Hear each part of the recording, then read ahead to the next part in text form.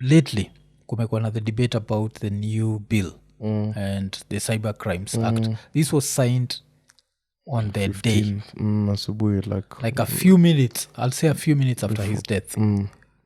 What are your first impressions on, first of all, the timeline of it being signed and what Raila would think?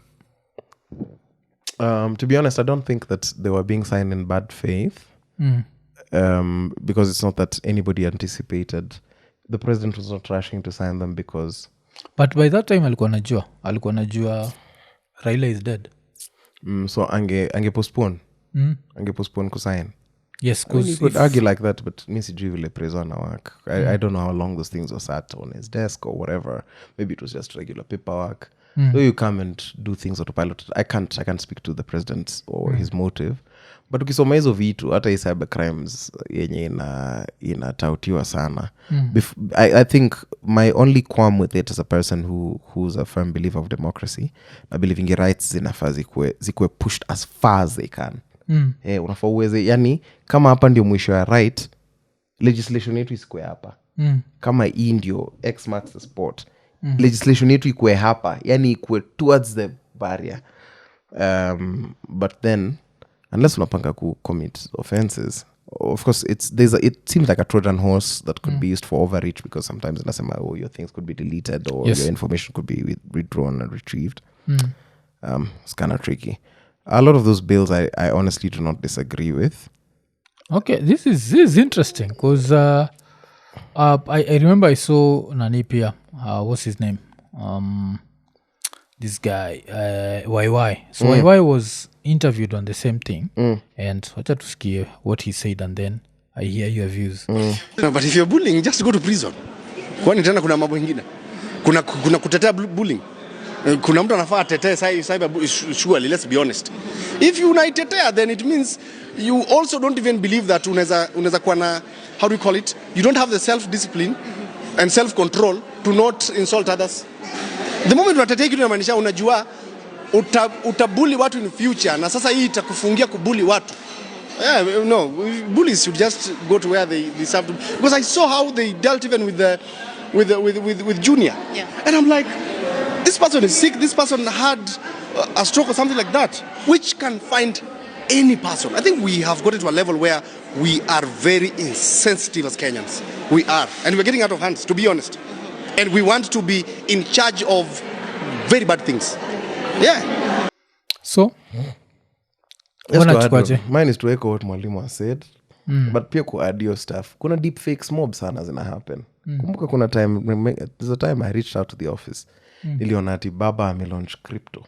And it looked very convincing. Mimi nilijua hivyo kwa sababu I was like, baba would not involve himself in such nonsense. Especially not now. He would not be getting behind a coin. And I knew where he was. He was progressive.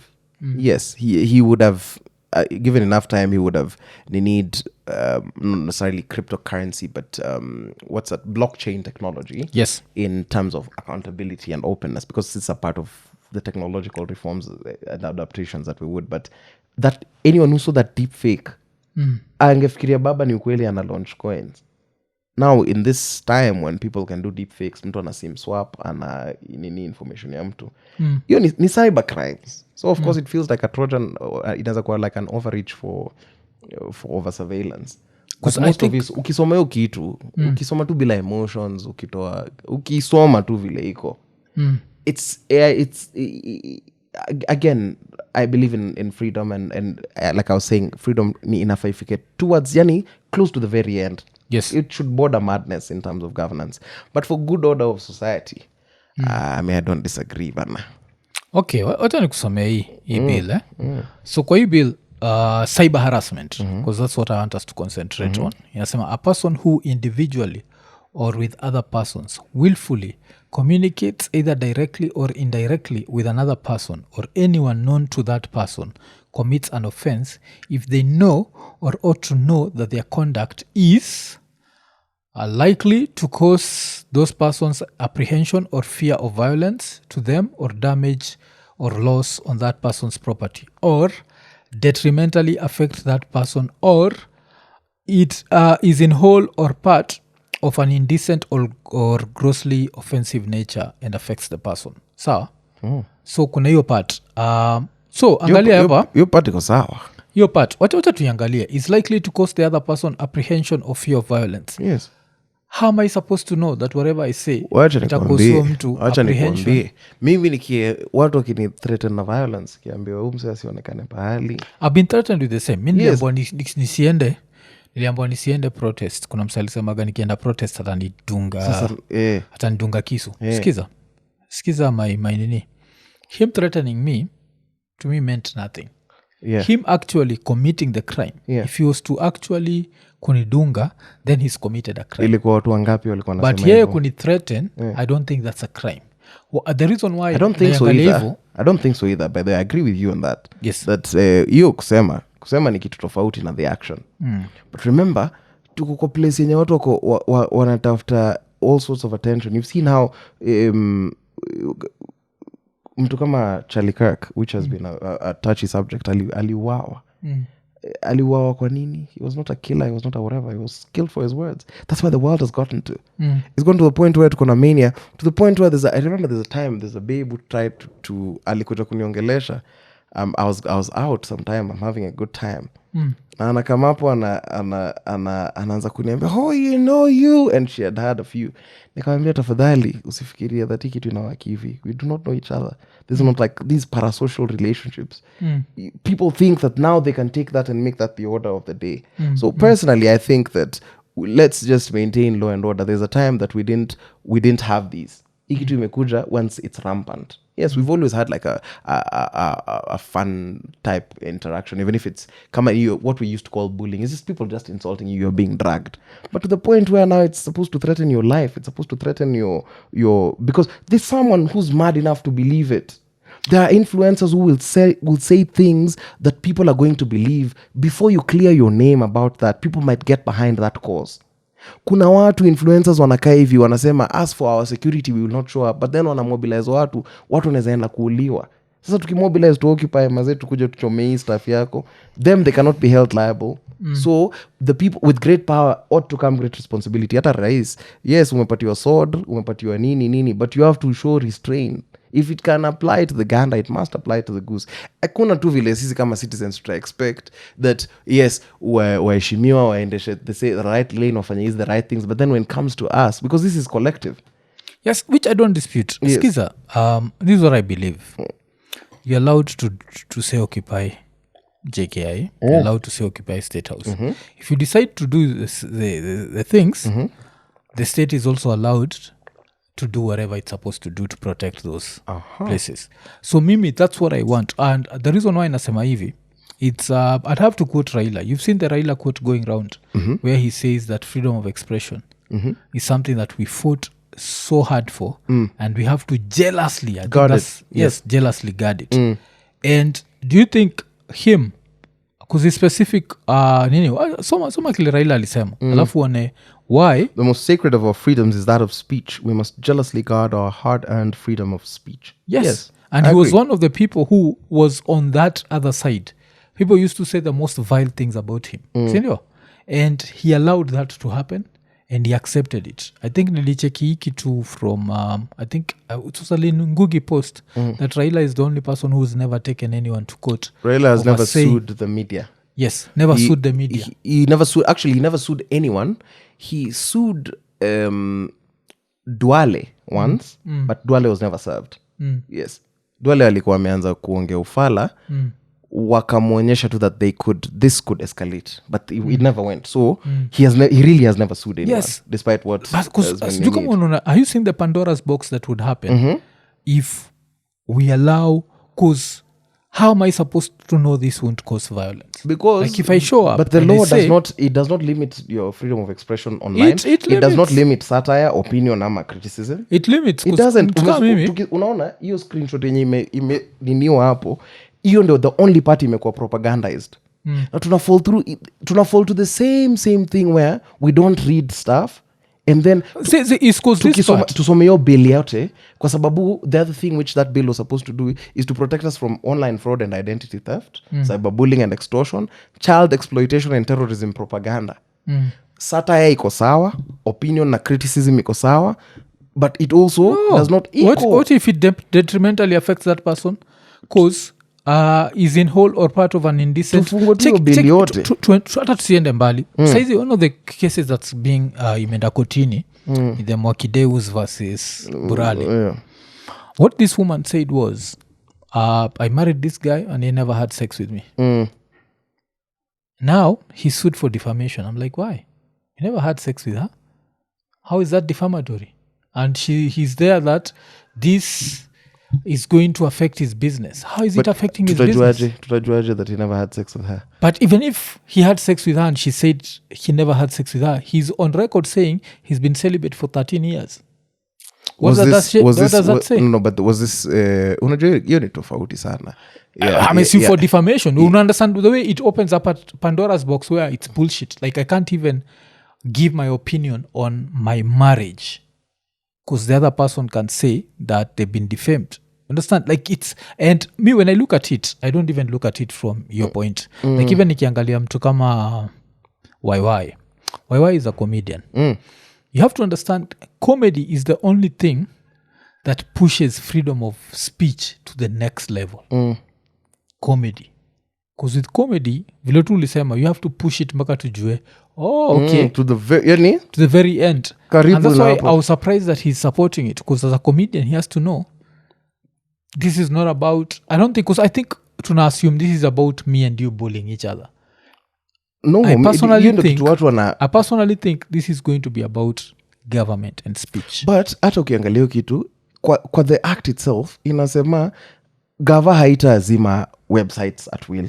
The only websites that will be shut down ni according to amendment ya hiyo section 6 is kama website ama app ina promote unlawful activities, inappropriate sexual content involving minors, or terrorism, religious extremism, or cultism. And even then, the process must go through judicial approval, not political discretion. What's religious extremism? Shakahola. Or terrorism ile yenye ilifanya watu wakauliwa kwa universities. That's religious extremism. What about mtu kama mimi ule am an extreme atheist? Is that religious? It's not religious. As an atheist, you have no religion. Cannot be religious. But it can be taken as... No. Understand the way it's ambiguous? No. It's not ambiguous at all. Religious extremism iko well defined. Ni ile vitu walikuwa wanasema Third Reich. Unapata sijui nini watu wengine wana believe that we are the remnant because God told us and whatever, and we are willing to kill in the name of said God. That is religious extremism. Okay. Kama kuna hizo vitu mnaforwardiana forward to 10 people or sijui whatever, if kama tunaita watu wengine makafiri na tuna believe hao watu wanafaa kuuawa, that is religious extremism. But sasa Shakahola, cultism ndio hiyo mambo ya Shakahola. Cuz mimi sijakataa to fight terrorism. Yes, we need to fight terrorism. Yes. Sijakataa tuna need to fight hizo cultism. Na pia tunaita mimi shida yangu ni for this thing to be signed into law, they had to be targeting the one thing that we all know they were targeting. And that's easier kina Occupy JKIA and Occupy State House. Because hizo ni fear of violence. They might cause violence. They might cause violence. You understand? Hiyo pia sisi tuna BFD kama republic yetu ni so unstable. Our republican with na pia tuko na constitution. Tuko na constitution ina enshrine rights zetu hapo hivyo. Tuko na from chapter article 19 hadi uko sijui 50 something. Yes. Ni our basic rights. Ndio tukuja hapo article 37 ndio iko na hii mambo ya protests. Hiyo ni watu wamechukua screenshot ya page moja na wakaongelea. It was so interesting because the whole bill, because kuna mpaka part fulani that it's actually an offense to say that maybe umeshikwa juu ya cybercrimes. Ndio? It's an offense to tell people that umeshikwa. Wapi hapo? You understand? Like it's wapi kwa bill? Iko bill. I'm trying to look for the bill. But kwa sababu the time you are arrested, hiyo ni uongo. Kwa sababu hata ile time uko arrested au uko allowed criticism of government, hiyo kitu haikubali kwa sababu you can criticize your opinion and satire is not an offense under the law of cybercrime. A criminal kitu yenye iko criminalized to in the use of digital platforms to promote a crime such as spreading terrorist content, impersonating others, or leaking private data unlawfully, which are things which I know every Kenyan agrees. Hiyo mambo hiyo naona hiyo ni overreach. Tunataka natafuta hiyo part kulikuwa na hiyo part ile like if you are arrested hauko allowed kugo online kusema wako arrested, hapana. which I found to be just nini, because I know misinformation to spread. Hiyo ni That's one thing misinformation hiyo. that I know. Ekonene, nimeinterrupt show kukuremind juu ya Lemfi. Kama uko US ama Canada na unataka kutuma do Kenya, register kwa Lemfi ukitumia promo code Ekonene. Hii itakuguarantee $20 cashback on your first $100 transaction. Alafu pia time una register, make sure umetick the 2 checkboxes za notifications ndio ukireceive info about amazing offers through newsletters. Na pia usijali, Lemfi hawatumagi hizi maletters za, yani unajua like ma messages za kipumbavu. Pia usisahau every time una transact $50 and above una earn points. Na the more una transact, the more points you earn and you can redeem them as cash ile time unatuma pesa. Alafu pia kitu nanibamba kabisa ni saizi ukitumia Lemfi mzabaki umelipa pay bills na till numbers directly. That means mzabaki umehandle bills za maparo wako ukiwa hizo maside za States ama maside za Canada. Alafu pia we mwenyewe as a Lemfi user baki umetafuta ile button imeandikwa get USD $20, ubaki umeinvite mabeste zako, na ukiinvite mabeste zako on their first $100 transaction unapata pesa ngapi? $20 cashback. So unangoja nini? Baki umechangamka, ingia Lemfi. Lemfi, international payments for everyone. Ekonene. But I always say this is what I say. I always say that I'm selfish. And the reason why I'm selfish is this.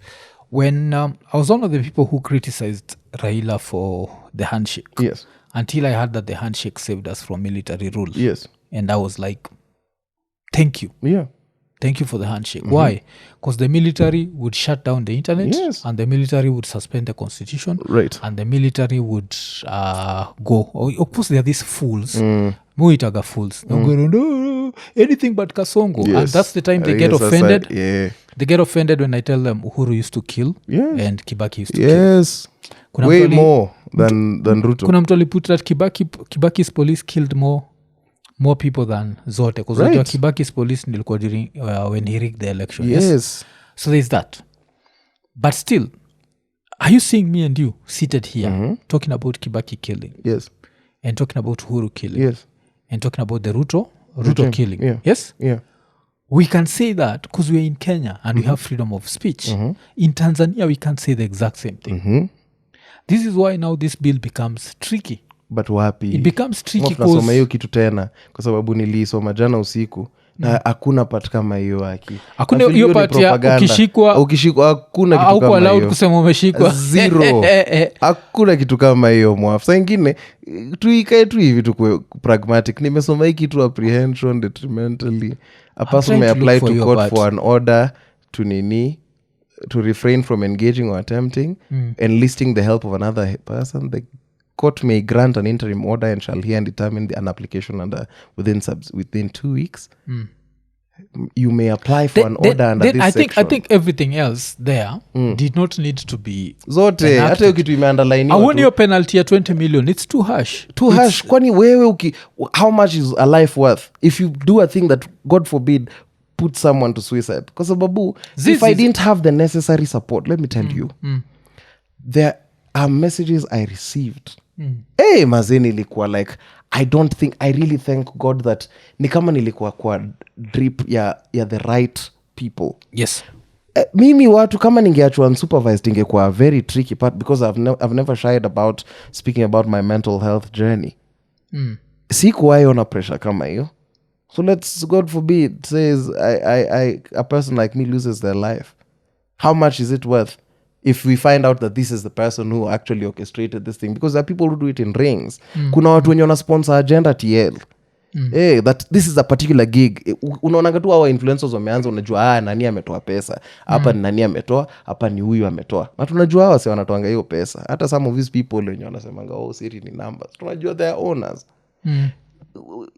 If God forbid such a thing happened, is 20 million enough? See, but this is what I want to ask. I think ulikuwa naitanga suicidal ideation, yes? I don't think anyone can push you to. It takes a certain level of mental health for you yourself to want to check out. It does, but then the environment can greatly accelerate that. Think about the kids. Hii bill si yako mwafu, uko sawa. Hii bill, mi nafanya angalia podcast hapa. and my podcast questions a lot. It is very true, it questions a lot, but I'm saying sometimes we want to sensationalize this thing, but wacha hata niangalie tu hapa hii kitu ina protect teenagers. Hii kitu ina protect hata watu more than ina protect watu wakubwa. Mbona tunafeel vibaya that kuna kitu ina protect watoto? Ni watoto wamefanya nini tunawachukia hivyo? Do we agree that a kid could be led to suicidal ideation from the internet? Juzi tuliona people of the first world, ChatGPT will no longer be giving mental psychological support because it has been found that some of these AI things have driven people to suicide. Kama hiyo inaweza fanyika, na unajua hii kitu inakujibu vile inataka, haikujibu ati haikujibu as a bully.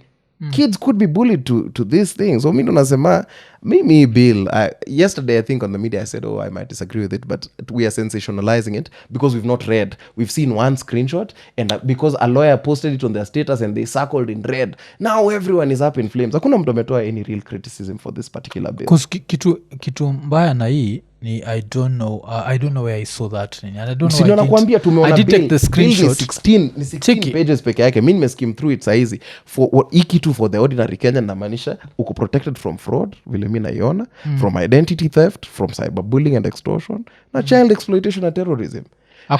Your right it does not limit your right to express yourself online.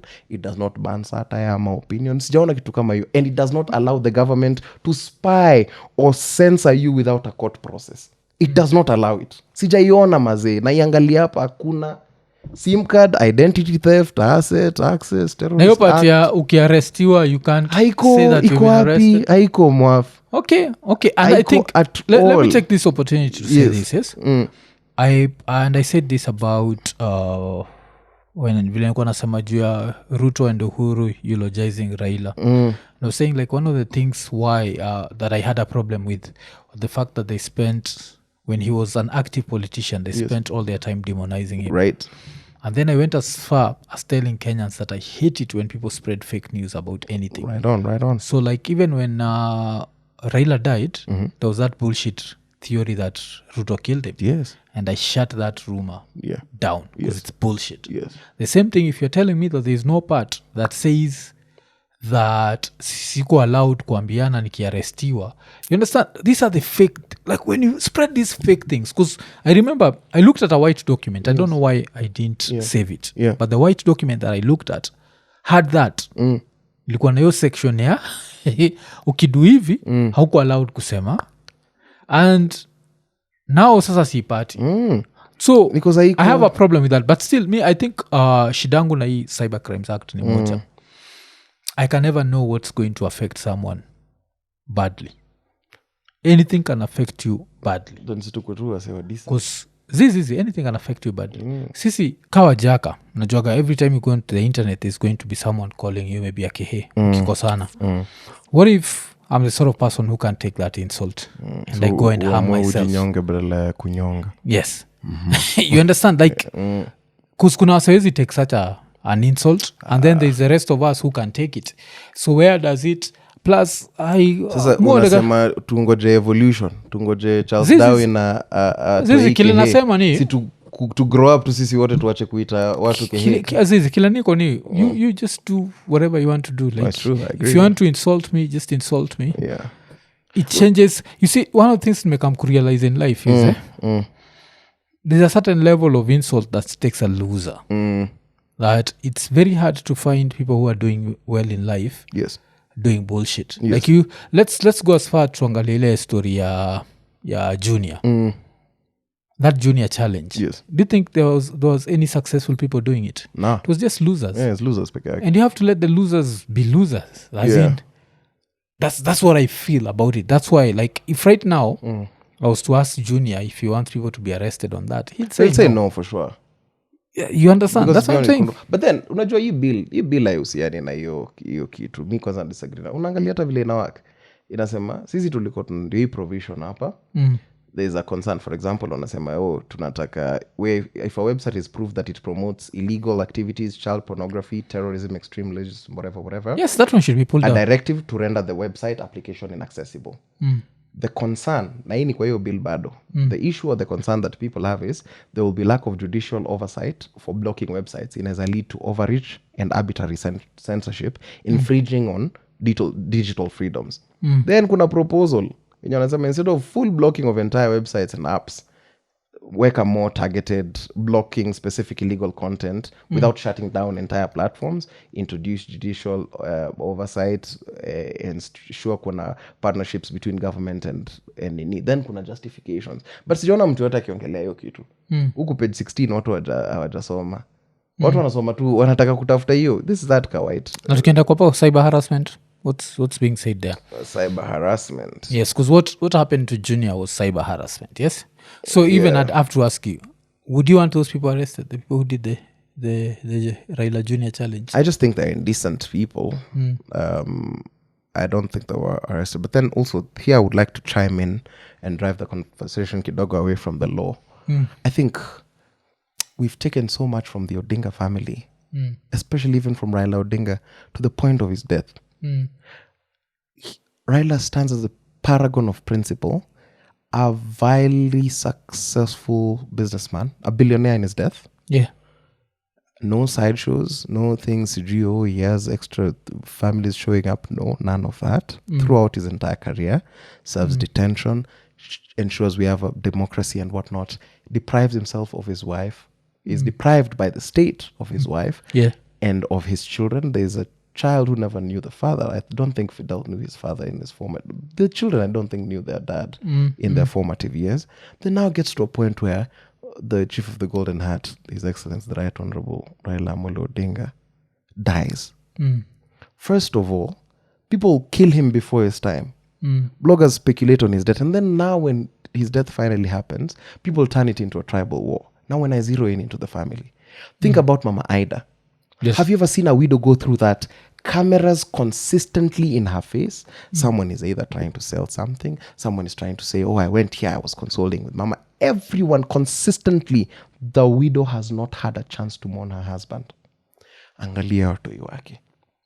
We've bullied Rosie. Nimona Rosie pia akikuwa dragged in the internet, forgetting that she's such a wildly educated woman, was such a fierce political force she was supposed to take on Kibra, is a serial entrepreneur and a mentor, doing amazing stuff in people living with disability, the odds that she's gone through, but that's all we see for her. Yeah. Unangalia Junior, who is as a master's, who is a proper entrepreneur and a CEO, with a condition he cannot control.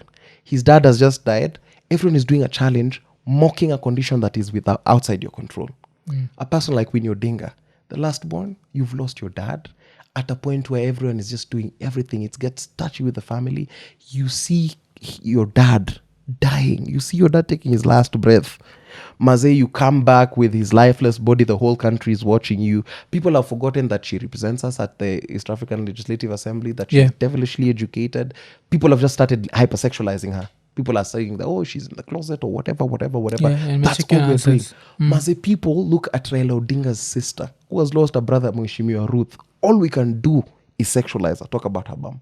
It doesn't matter. We look at Oburu, who lost his brother on his birthday, man. Maze niliamka leo badala happy birthday naambiwa brothangu amededi. People are criticizing me and whatever, and they're doing that. Now I have to lead this whole party. I look at that and I'm like, will we empathize with this family, man? Mtu kama Sala hii time yote. Mwenye amekuwa na Raila to the very end. Who Raila trusted as a son. Ameweka business yake yote kando, because they're also business partners. They've done so much. He's taken Baba everywhere, and he made Baba really enjoy engineering. This whole time hakuna kitu tunadu. Take out your stuff on the farm. We've just said that junior challenge. Imenikumbusha vile hii familia haijapata chance. The junior challenge, this I looked at it, and I looked at it from your perspective. Yeah, we have freedom of expression. You're allowed to be dumb. That's one thing that suits how. The worst thing about freedom of expression is you're allowed to be dumb, and you're allowed to show your stupidity. So with that, and that's what Raila fought for. You understand? So we have to allow them to do it. And as I keep saying, I think I asked this question on our previous podcast. I don't know. I think maybe nearly ask off air, but I remember asking the guys that if you are to get Raila Junior's condition, but end up being Raila's son, would you take that condition? And they all said yes. Understand? That's how much people still envy him. But hiyo ni kwa sababu People still envy him. that's a question to ask to a broke person, bana. Yes, nakwambia, but still the achievements It's and a the broke word. damn person because Junior would have thrived either way. This condition, he didn't wish it upon himself. It's not a trade-off that he had to make. So wase wanaiangalia hivyo wanafikiria everything is about material conditions, about being Raila Odinga's son. It's hard to be Raila Odinga's son, bana. Ninakwambia what I was trying to put across with that is it takes a loser to come up with such a challenge. I remember even looking at some of the girls there and I was like, I would not fuck you with someone else's dick. Yeah, like wako they don't clapped look already. good. Yeah. Like them ni kiatu na anafanya hiyo challenge. Anakaa tu hivi. But still kwa najua that's the price of freedom of expression. I don't know kama understand. So Nakuelewa. So to understand like maybe what Junior might be going through, and Junior pia has shown us things that we didn't expect. Like for example, on when is it? On Wednesday,